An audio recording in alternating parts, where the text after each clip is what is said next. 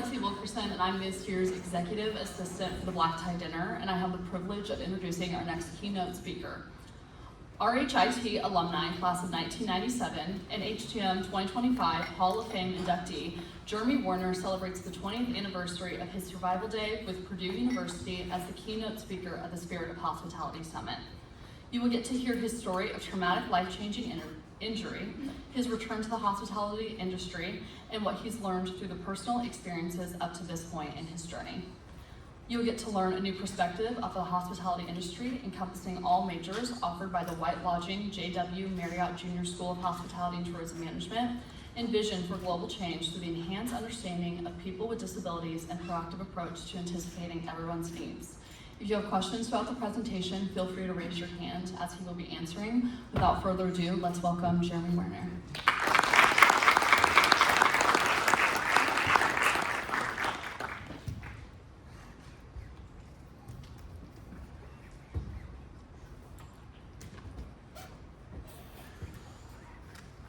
Good. Thank you. Take my microphone. Thank you very much. That was great.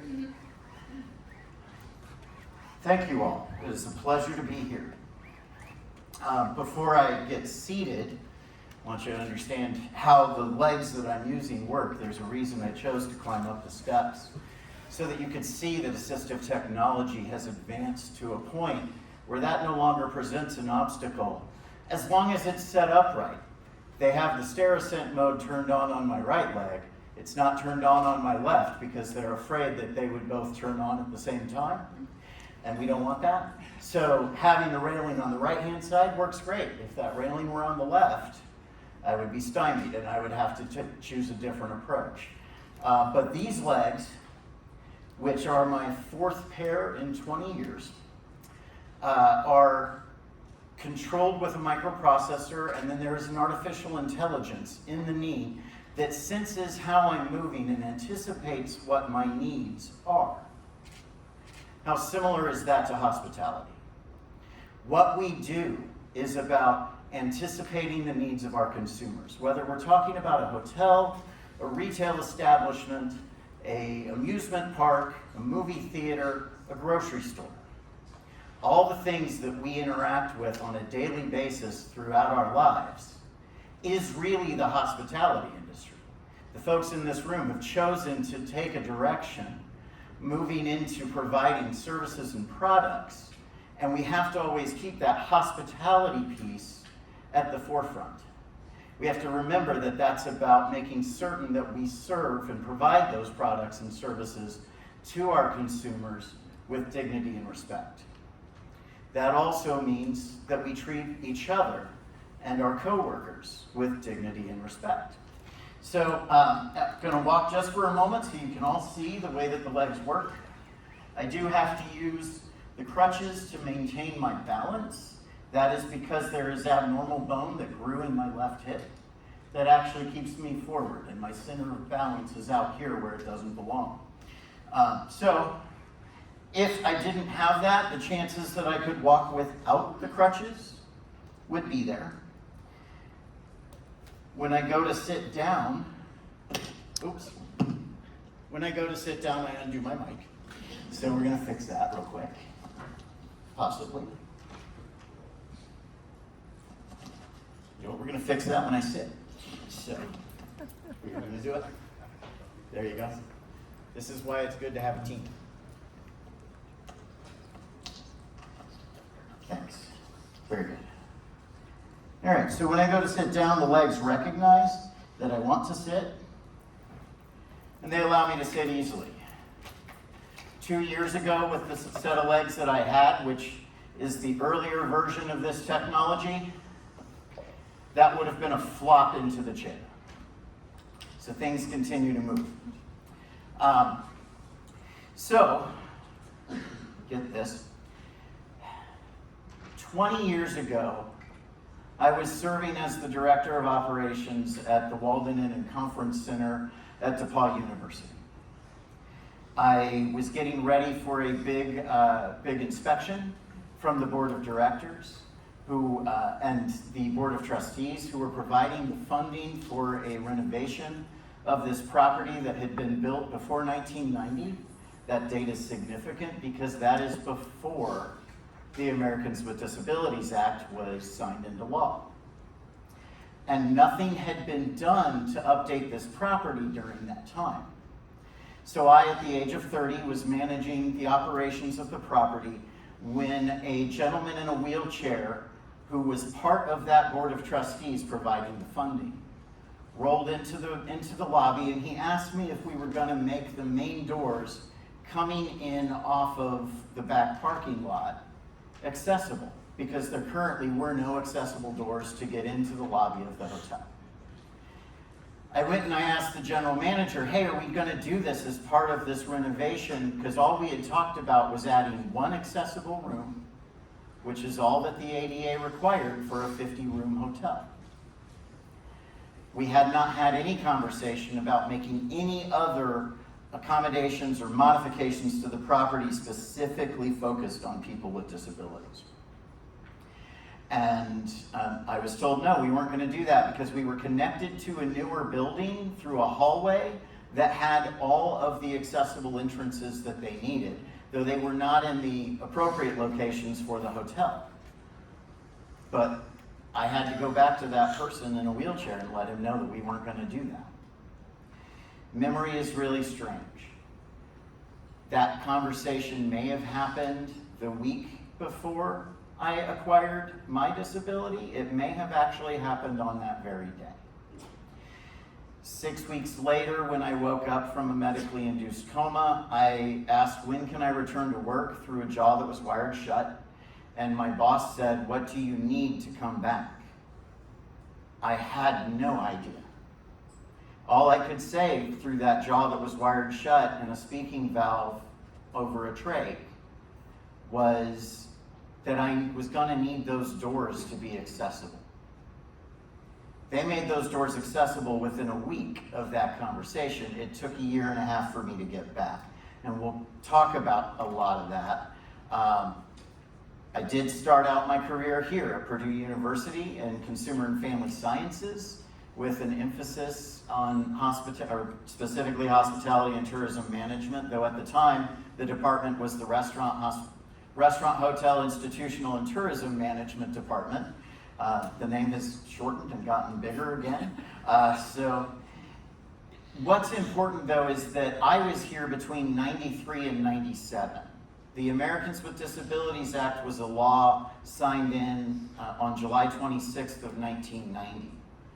And yet it was barely spoken about in my hospitality classes, maybe an hour in the hospitality law class. Otherwise, we didn't talk about serving guests with disabilities. We didn't talk about employing coworkers and associates with disabilities, or what needed to happen even in the interview process for us as managers to make certain that we didn't inadvertently discriminate against somebody. I don't recall being trained that by my human resources departments when I started doing interviews for line level positions or management positions. In my hospitality career, I worked in the corporate business market, urban university markets, resort, airport, industrial markets, convention markets across Ohio, Connecticut, Texas, and Indiana. And then because of acquiring my disability, after returning to the hospitality industry and realizing that my empathy had changed so much that I could no longer listen to somebody complain about their mattress being too soft or treating my staff horribly because they had to wait 5 minutes to check into a room, or being upset because there was a tomato on their burger. These things are still important, but I was no longer able to empathize with my guests at the level that I needed to. I no longer belonged in the industry that I had focused my career and my education and my life on. And so ultimately I developed my own business, Walking Spirit, to work as a consultant, hopefully helping other hospitality operations out there see the things that I did not see as an operations manager, and make a situation and environment that would be more welcoming to their guests and their consumers and their associates so that they would feel that sense of belonging. I became an ADA trainer in the process. I also do coaching for any family or individual who has acquired a disability about how to begin adapting your life to that. I became an advocate. I am not an attorney by any means whatsoever, so keep that in mind. Nothing I will say today will be legal advice. But working with Weingartner and Hammonds, White Lodging Services, and Sodexo, in each of those situations, it was about the operation. It was about making certain that everybody enjoyed all the aspects that we were providing. The difference with Sodexo being on a university campus was that also brought in campus food service, and that also brought in needing to be a student liaison, because we had a responsibility to provide space, social space for our students, as much as we had a responsibility to generate a profit, income and a profit for the university. That was an interesting thing, and when you think about that, all of a sudden we're not just dealing with hotel guests that are coming in, we're also dealing with students on campus who may have disabilities coming into our operation from a food service standpoint. So I am going to show a picture here and share a little bit more about the accident, and in doing that, I just want to address the fact that I don't know what's going on in your lives. So it is important, I feel, to share the resource of the Substance Abuse and Mental Health Services Administration's 24/7 bilingual hotline. That is something that is there. But if, as we talk, if there is anything that you find too emotional, it's okay if you need to get up and step out of the room. I also encourage you to look at the fact that I'm smiling and I have adjusted and I'm all right and I'm here. And it has been literally 20 years to the day. So, I said to my executive housekeeper as I left the building that we didn't have enough linen, and our linen order wasn't going to show up for the inspection, so I needed her to go to Walmart and pick out the nicest white linen for our guest rooms and bring those washcloths and bath towels and everything back to the hotel. As I climbed into my Jeep Wrangler and started my hour drive back to Indianapolis. The last time that I set foot on this earth was stopping for gas that night. 15 minutes later, as I was taking a county road that took 10 minutes off of my commute, a 16-year-old turned left in front of me on a county road. I wound up trapped in a burning Jeep Wrangler because I was forced off the road into a utility pole that crushed the dashboard down around me, and it also crushed my left leg. I have no memory of my wrist being broken, my forehead, eye sockets, cheekbones, jaw, and nose all being fractured. I don't know what caused those. I do remember hearing a woman's voice ask who I was and tell me that I was gonna be okay. And me responding that I smelled smoke, I saw flames, and then ultimately that I was on fire. And actually yelling at what I thought was the sky, but was actually a cornfield because my Jeep was in the position it is pictured in here. And yelling, God, this is not how I die. Amazing random people stopped to fight the fire. A minister, a retired nurse who was sitting at home and felt no need, was literally just watching TV and all of a sudden felt a need to go for a drive. A man who walked out of the cornfield stopped the nurse from walking into the power lines when they came down, fought the fire, and then disappeared moments after they pulled me free of the wreckage. And 2 police officers who responded to the 911 call that was placed by the person that caused the accident. One of those police officers got married and had his wedding reception at my hotel that summer. It was through finding the police report and his name that I was able to connect with his wife, who then reconnected me with everybody who helped fight that fire and pulled me free. I sustained 4th-degree burns to my lower legs. That's why the amputations were required. It took 1.5 years for me to fully return to work, but Sodexo did some amazing things to keep me engaged during that time. They kept me on the phone and engaged in management decisions. They kept me interviewing candidates for positions at our property, as well as general manager candidates for other properties throughout the company. They made certain I felt like I belonged still, even though we didn't know how I would come back.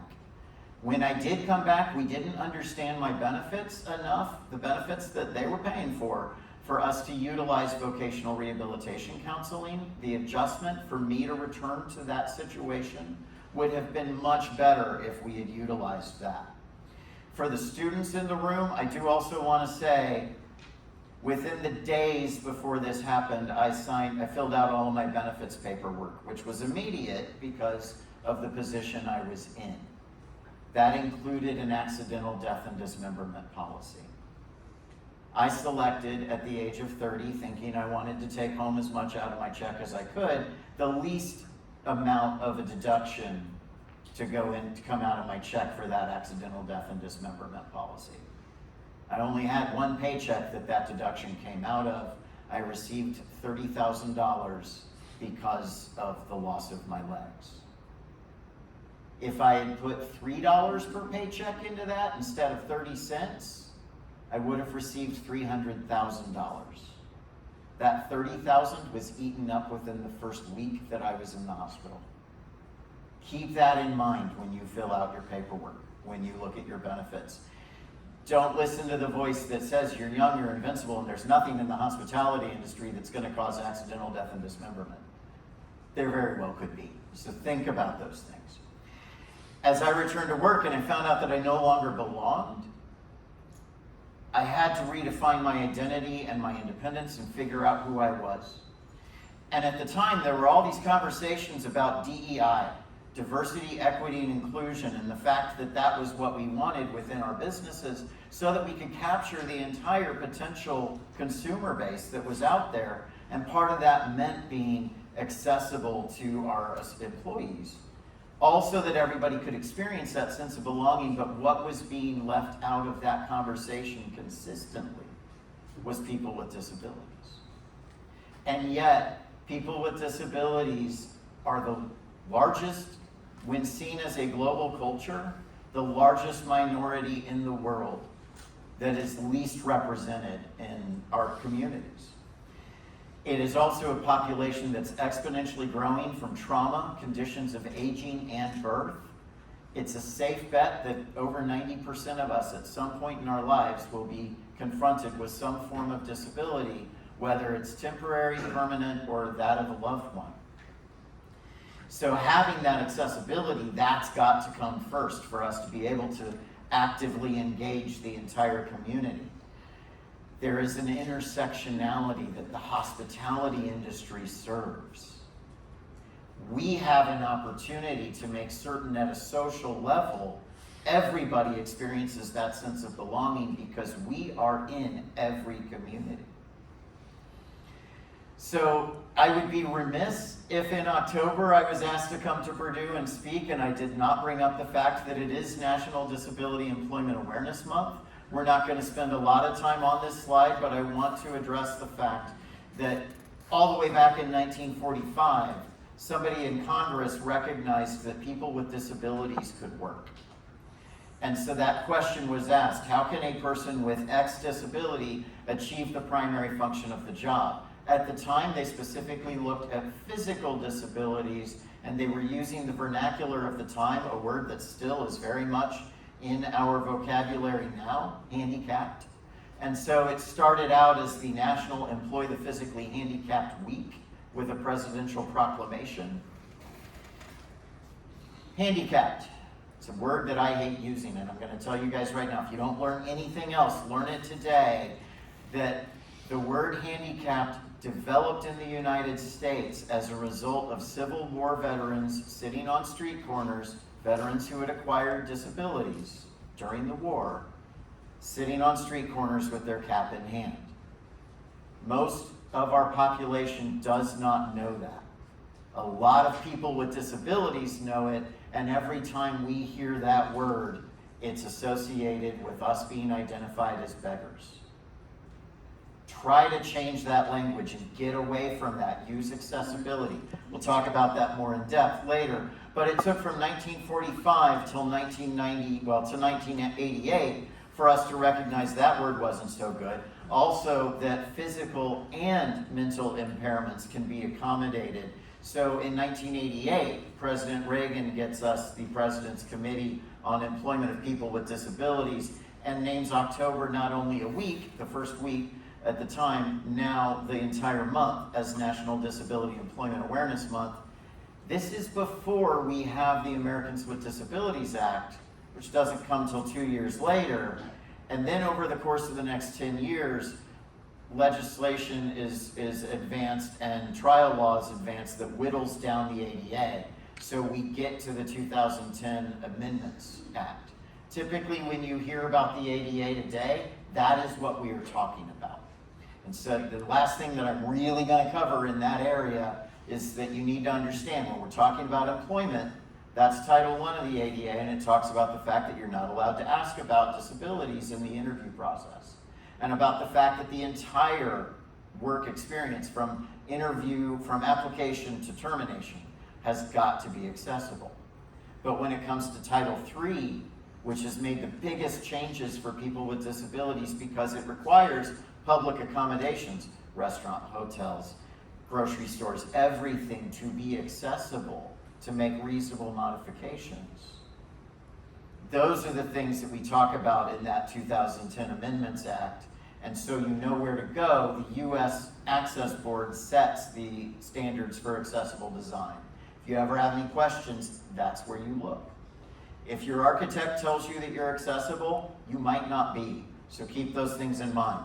There are operational benefits to hiring people with disabilities that enhances services because you have learned how to make accommodations, and those accommodations then go out to your products and your services, making the overall guest experience, the overall consumer experience, something that again ensures that they feel a sense of belonging so that they come back to your operation. It goes to the marketing aspect of it. And again, it is very much about that preserving dignity and respect. Same thing when it comes to the back of the house. You have improved financial performance because you have reduced turnover. Once you have made those accommodations for somebody, they are not going to want to go through that experience somewhere else. They will work with you to make certain that they have a wonderful work experience. It sparks innovation. You find new ways to do things. People with disabilities throughout history have been treated with oppression, manipulation, abuse, neglect, and discrimination.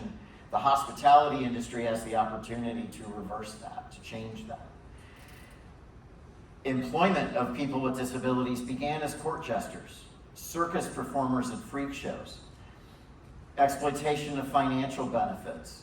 Religious healing still happens in this world, not just in foreign countries that are underdeveloped, but also within parts of our own nation. Social accommodations regularly get misused and abused. These are things I did not recognize when I was running hospitality operations. The CDC recognizes that a quarter of our population, the adult population in the world, are living with some form of a disability. Whether you acquire them, you're born with them, they're hidden, or they're visible, they're there. These statistics are underreported as a result of pride, fear, and discrimination, something that our industry has the opportunity to change. There is a buying power among people with disabilities in the United States of $500 billion. The discretionary working income of working age adults with disabilities is $21 billion. Yet we have a 38% employment rate among people with disabilities, and we only represent 4.4% of the workforce. I also want to point out that Native Americans and Alaska Natives have a higher percentage amongst their population of people with disabilities because of the lack of resources on the reservations. What could hospitality operations bring to those reservations by making themselves accessible? As I mentioned, let's get away from that handicapped word. Use accessible parking, accessible seating at sporting events and concerts. or even in the restaurant. Utilizing person-first language when talking about groups, people with disabilities, yet also recognizing that within that population, within the blind community, people who are blind identify as blind. Within the deaf community, people who are deaf identify as deaf. A lot of those folks don't even identify as having a disability. And you will run into cultural differences within those cultures themselves. Somebody who was born deaf is not going to be interested in something called a cochlear implant, a piece of assistive technology that allows you to hear through vibration, that somebody who has acquired their hearing loss might be interested in. There is a very different perspective there because a person who was born deaf sees that as fundamentally altering who you are, as opposed to somebody who's acquired that disability, seeing it as an opportunity to accommodate that disability and regain some hearing. So assistive technology, reasonable accommodations, these are all things that have to be approached from a social standpoint, and recognizing, and this is where the hospitality industry can do a huge, huge benefit for people with disabilities, is recognizing that we are part of that social model, and so looking at every design, every renovation, and asking, can our consumers with disabilities access our services? Have we designed a front desk that you have to be able to stand at to work? Or can we design a front desk, whether it's at a hotel or a checkout counter in a grocery store, for an employee with a wheelchair or a walker to be able to function behind that desk? The other thing that I want you to think about and always be very careful of is to stay away from inspiration porn. There is something about the messaging that we have to think about, whether it's verbal or nonverbal. Right here, you have a bilateral amputee who ran in the Olympics. The message of against all odds, he succeeded, plays on his disability as the inspirational piece, instead of that being an aspect of that individual and recognizing that they spent months of training that resulted in a gold medal. Focus on the achievements. Focus on the accommodations and the modifications, not the disability itself. And the term inspiration porn, so you know, grew from a young woman in New Zealand whose community wanted to give her a Lifetime Achievement Award at the age of 15. And her parents said, well, what has she done? And the community said, well, she's lived with dwarfism her entire life. And her parents said, well, yeah, but what has she achieved? And the community said, well, but she's dealt with all of these challenges. And her parents said, she gets up every morning, has breakfast, and watches TV and ignores her homework. She recognized the fact that she didn't need to be recognized for having a disability. She needed to be recognized for having made some impact, some achievements that were worth that Lifetime Achievement Award. Now we're going to look at some pictures, and we're going to talk about bathrooms because the risk is tremendous, and I want everybody to really grasp this. What you are seeing here is an industry-wide movement to put the shower amenities permanently mounted in pump dispensers on the walls. That may be fine in your standard room, but in a room that is intended for a guest who might have balance problems, there's a reason you have the grab bars. Does it make sense to incentivize them to reach away from where they are seated? And as you can see in these two situations, they are not within a reachable position from the seats. The handheld shower heads in these situations also, one is really close, another one not so good. And this is a strategy thing. Nothing has to change other than training the housekeepers to put the handheld shower head where the person who the room is intended for will logically be able to utilize that accommodation. When it comes to the amenities, not mounting them on the wall, because if you need both hands to get the shower, the shampoo, how are you holding on to the grab bar if you have a balance issue?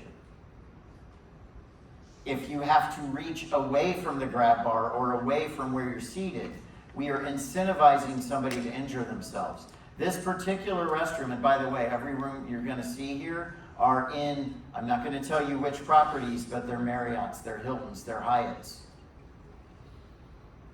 This particular bathroom in this accessible room, right away, if you look at the picture to the left, how is somebody in a wheelchair reaching those bath towels? And why would you put them over the toilet and stage it with the toilet seat up and open if you're gonna put those things there? The vanity, while it looks like it's accessible, it is so low that I could not get underneath it, and it lines up with the shower bench, creating an obstacle because this roll-in shower has a 1-inch lip that causes me to fall out of the wheelchair because it's not really a roll-in shower. But the architect told them it was accessible. Again, you have the permanently mounted amenities. This time they are behind the person sitting on the bench. That particular style of bench, while it is ADA compliant, becomes a slip and slide as soon as you are wet and have shampoo on you, or shower gel or soap. And as you see to the right, the handheld shower head and the water controls, neither of which are within reach of that shower bench. Again, incentivize me in the morning when I need to get ready to go into that roll-in shower without my legs on, stand up in my wheelchair to be able to reach that handheld shower head. All opportunities for injury. When I called the front desk and I asked them to come lower that shower head, their response was, well, I don't know if we can have maintenance make physical changes to the room for you. I had to explain to them that no, we need to just lower it to where I can reach it. That's a front desk agent who's not been trained on the accessibility features of the guest room. And again, housekeeping that has been trained to stage an accessible room for guests who are standing. We see this, as I said, industry-wide. These get a little bit closer. You have water controls near the bench, but again, this particular hotel has 2 handheld shower heads in the room, both of them out of reach. An accessible room where I come in and there's furniture blocking the entry to the actual room, and because of the way that the other furnishings are set up, the only way for me to access the room is to wrestle with the chair and push it to the opposite end of the guest room. I could go back to the front desk. I could add length of time to me being able to enjoy the room by going back down there, waiting for somebody who's available and coming back up. These are the things that the guest with the disability is thinking through and then potentially deciding to put themselves at physical risk because they don't want to wait for somebody to come up if somebody's available. Also, industry trend in accessible rooms seems to be putting the towels, the hair dryer, the extra toilet paper in the closed closet on the opposite side of the entryway from the restroom. So when you're in the restroom and you have a need for those things, do you assume that somebody is going to automatically think, let's see if they're in the closet? They're looking for them in the guest room. You are potentially increasing the actual guest requests for things that are in the room because people don't know where to find them, instead of coming up with a solution that allows these things to be in the restroom where they logically should be. This is also an accessible room where they've put the thermostat at a height that is taller than the floor lamp. How am I adjusting the temperature? I may be calling you to come up to my room to address that. This is actually getting away from hotels, just into public restrooms themselves in our event facilities or our restaurants. Again, that U.S. Access Board. This particular vanity is not high enough to allow knee clearance for a guest in a wheelchair to be able to reach the controls, to be able to comfortably use the sink. This restroom, great, it has 2 wheelchair accessible stalls, but when you come out, there's nowhere to dry your hands. So now you're increasing your paper cost because I have to dry off my wheels in addition to my hands, because my wheels are now wet from me washing my hands. And this particular stall, they've installed the door wrong, so it swings into the stall of the toilet, limiting the amount of access for the guest in the wheelchair. If somebody is in a biological urgency, they're not going to care about whether or not other people coming in can see them if they have to get to that toilet. So you've got to think about the respect and dignity of the people utilizing these aspects and confirm whether or not the way you've been set up is actually accessible. This is an accessible front desk. It's been designed so that somebody in a wheelchair has to check in on a side approach instead of being able to have knee clearance and a frontal approach. They've positioned the credit card machines at the highest point on the standing part of the desk instead of where somebody utilizing that lowered check-in area can benefit from it. They've also, and the reason this picture is here consistently, whether we're talking about Disney or Marriott or any other brand, I consistently see the lowered check-in area of the desk utilized for package storage and delivery. This is a bar. Every table in this bar has either mid-height or high-boy table chairs. There is not a way for a guest with a wheelchair to participate with their friends or family comfortably when patronizing this particular establishment. Or when we go to our event settings and all of the booths are set up in the event, in the actual convention hall for everybody who is standing, and there is nothing accessible for the guest in the wheelchair who spends their entire day communicating this way or having to reach. Again, in the restaurant situation, here is a bar that has one lowered table that is in a permanent fixed position.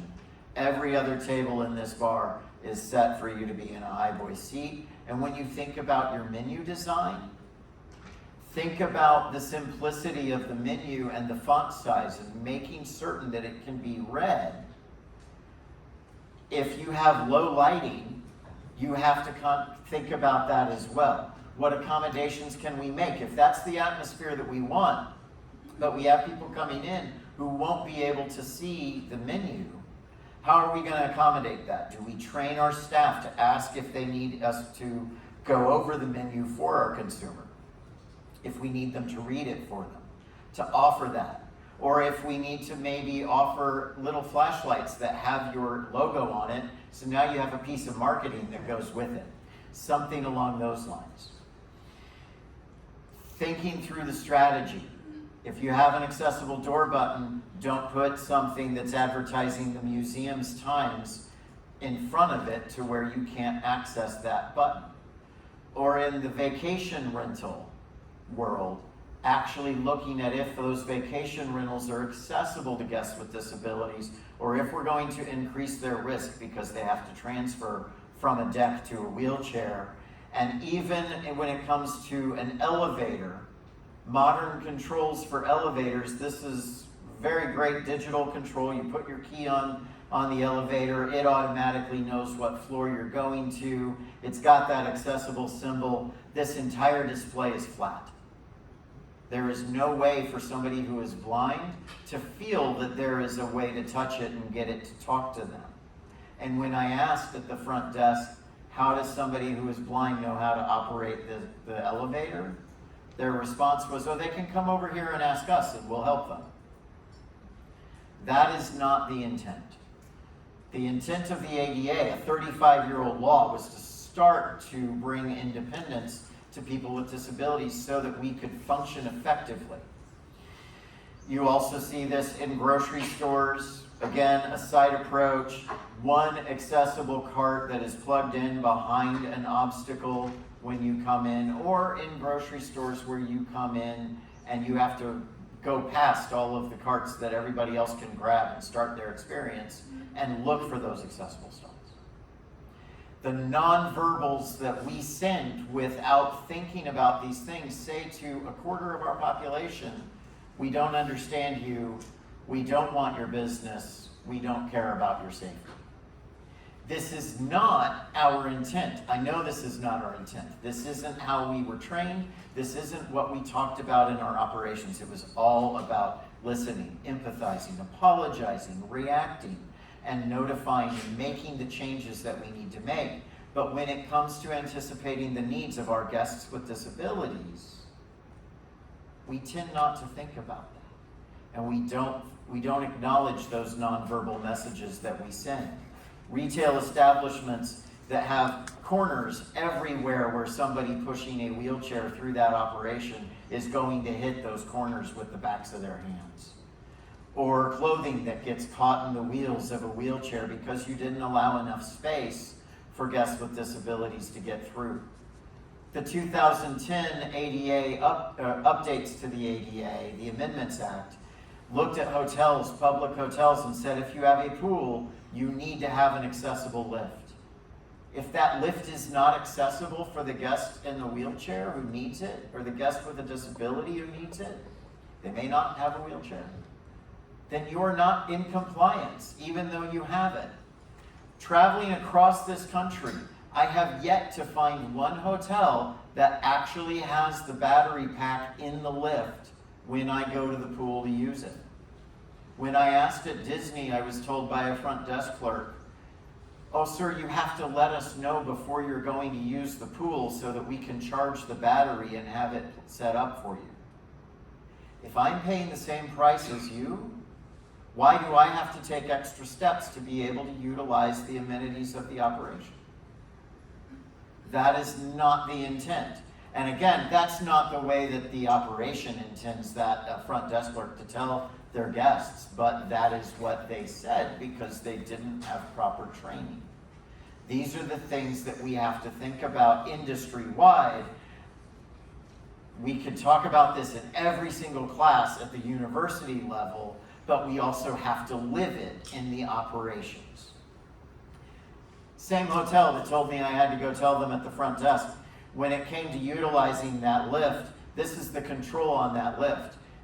Anybody who can look at that can tell this is weathered and broken and has been that way for some time. That tells anybody who works in our operations, in our industry, preventive maintenance is not being done on the assistive technology for the guests with the disabilities. At a concert venue, we have the band's vehicles parked in all the accessible parking spots.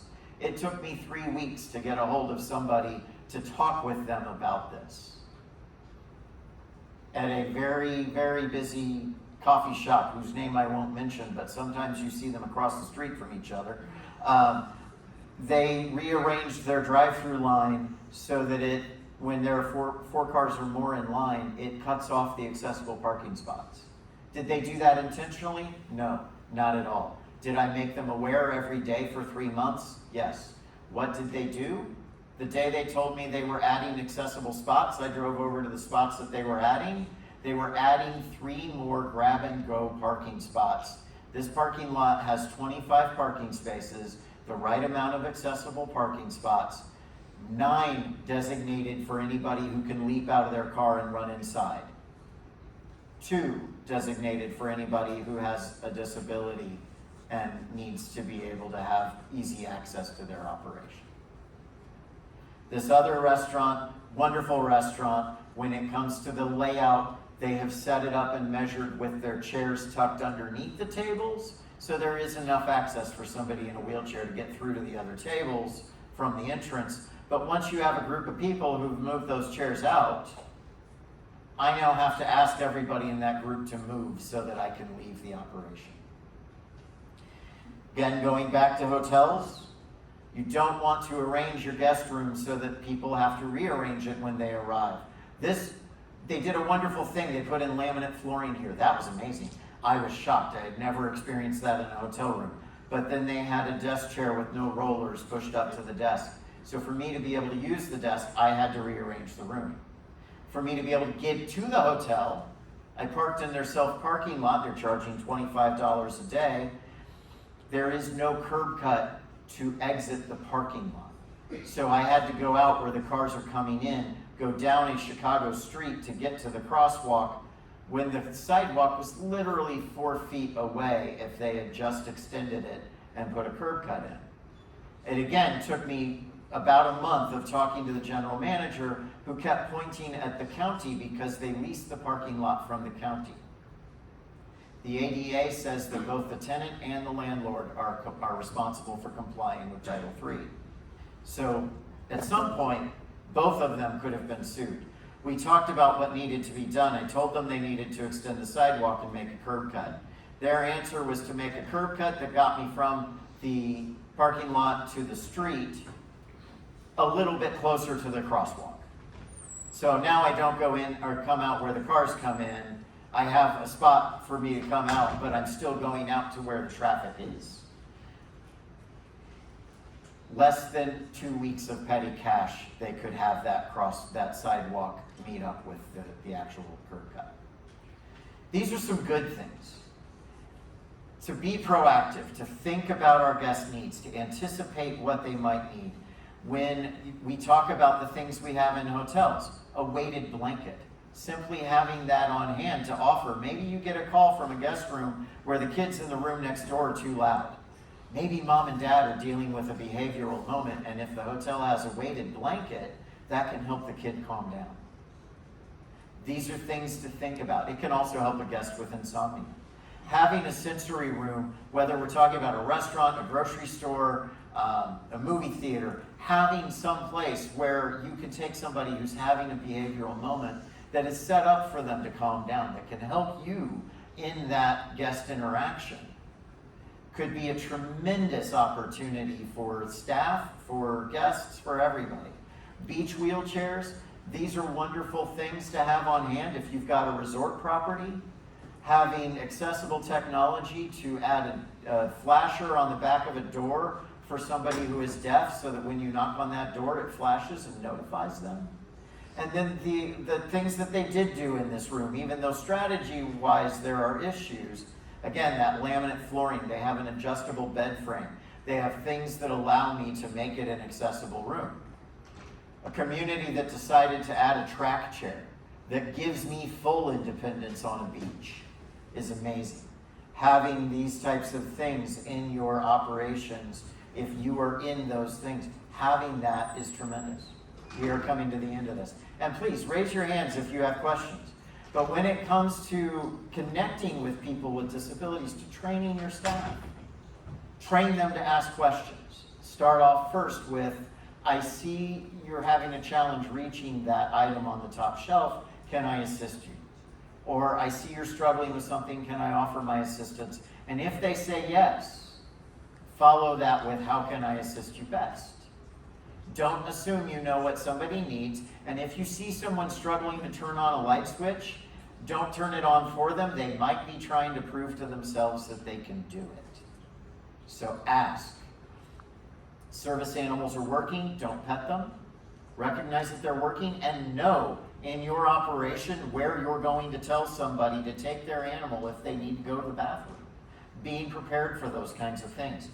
Thinking about in emergency situations, what is your procedure to get your consumers with disabilities out the door if you have to evacuate a guest tower and the power is out? Or if you have to evacuate your retail establishment. How are you going to make certain that everybody is safe? Being proactive about these things, incorporating universal design, and not putting people with disabilities on a pedestal or hiding them. I regularly have parents grab their kids' hands and say, no, don't look at him. The kid just saw a cyborg walk into the grocery store. They have questions. I am going to go answer those questions. I am okay with that. Encourage the questions. Encourage the dignity and respect with the questions, but encourage them.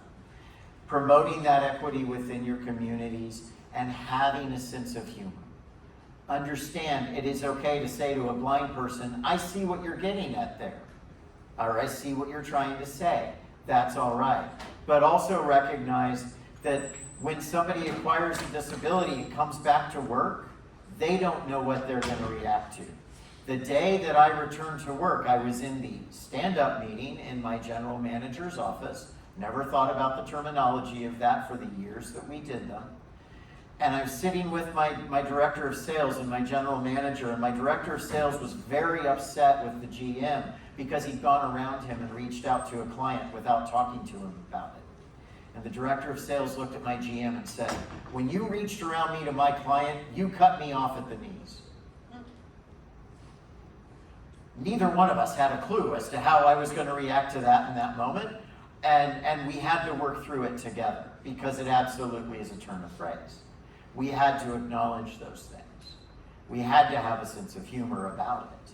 But we also had to recognize that we had to think about these things in our interactions with our consumers.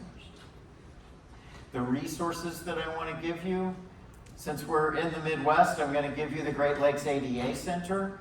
They are a wonderful resource. There are 10 regional ADA centers throughout our country. If you need technical assistance, give them a call. But they are only going to give you the technical information of what the ADA says.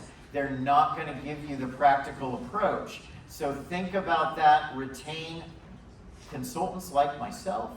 Get people with disabilities to evaluate your operations, because AAA isn't looking at it. Marriott's Quality Assurance Inspector is not looking at it.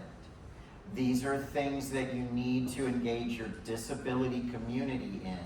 Also connect with trainers like myself. And remember Centers for Independent Living. They are a tremendous resource. I would give you that. They provide free independent living services to people with disabilities. These are all available in the accessible PDF that I sent early this morning. So people are welcome to have that. Also remember your state vocational rehabilitation services. They are a wonderful resource as well. So, that in 20 years to the day, if I can spare any of you having to go through the adjustments that I did, think about these things as you approach your operations.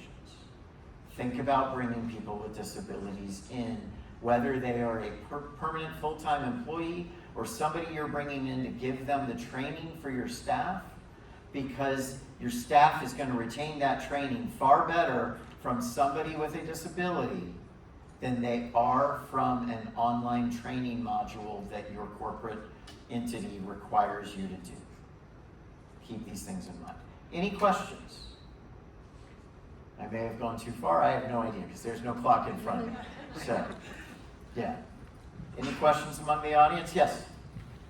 In a world that is not built, in a world that is not built for those with disabilities, what is your experience and advice for training employees to be more empathetic? So I would say the first thing that I always recommend is, again, for folks to receive that training from somebody with a disability, because it gives them that chance to ask those questions. Think about disability-specific training like orientation and mobility, and having somebody who is blind come in and teach your team about how to properly advise and support a guest who's blind who comes into your operation, whether it's a boutique retail establishment or a big full-service hotel.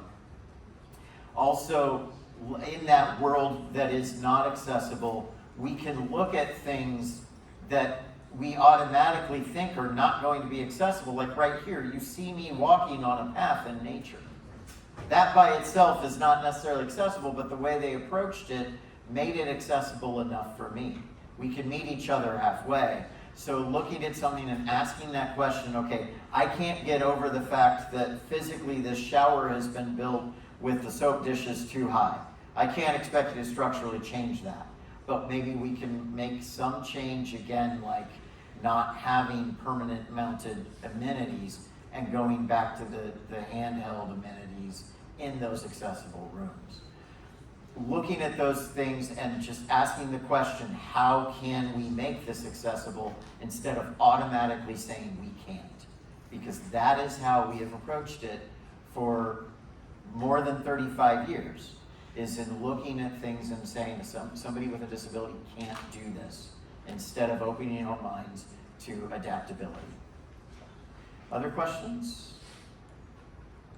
Okay, let's give a round of applause for Okay. Jeremy. Thank you.